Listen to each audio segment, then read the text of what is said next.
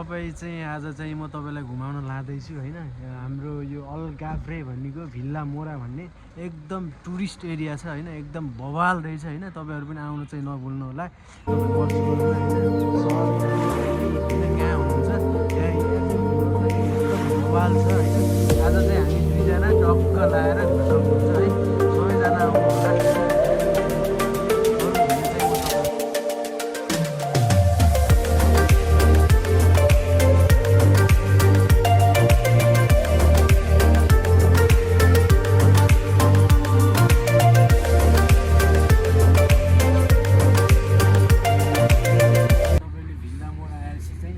Photo खिच्नै पर्ने villa Morocco चाहिँ एकदम तपाईँको छ नि प्राकृतिक भनेर चिन्ने कि अब के भनेर तपाईँहरू चिन्न सक्नुहुन्छ होइन। यो चाहिँ मैले सुनेअनुसार चाहिँ 50 वर्ष पुरानो चाहिँ भन्ने छ होइन। अब 26 लाख त अझै धेरै होला होइन। दामी छ। तपाईँहरू चाहिँ भिल्ला मोरा आएर चाहिँ टक्क यहाँ बसेर चाहिँ फोटो खिच्न चाहिँ नबिर्सिनु होला।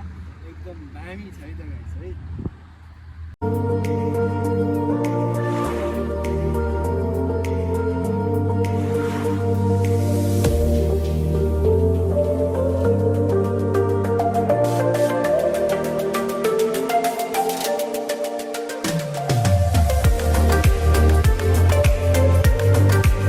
पुरानो जमानामा पानी जहाज त चल्थ्यो नि, तपाईँहरूलाई थाहै छ होला होइन।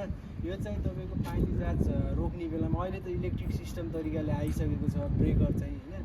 यो चाहिँ त्यतिखेरको जमानाको चाहिँ पानी जहाजलाई नियन्त्रण गर्नको लागि रोक्नको लागि चाहिँ बनाएको यो हो। त्यो तलपट्टि राख्ने त्यो ब्रेकर हो होइन। सबैजनाले देखेर थाहा पाउनु होला, नदेखिलाई चाहिँ यो भन्न चाहन्छु है त। टक्क होइन नेपालमा भएको भए यो चाहिँ कति उस हुन्थ्यो यहाँ बस्न कस्तो गर्थ्यो होइन। यहाँ हेर्नु यस्तो छ नि युरोपमा हेर्नु टक्क लाएर यहाँ घर छुट्टै छ समुद्रको साइडमा हेर्नु त। आमामा यो हो नि त लाइफ, मान्छेको पनि छैन होला यतिको लाइफ छ।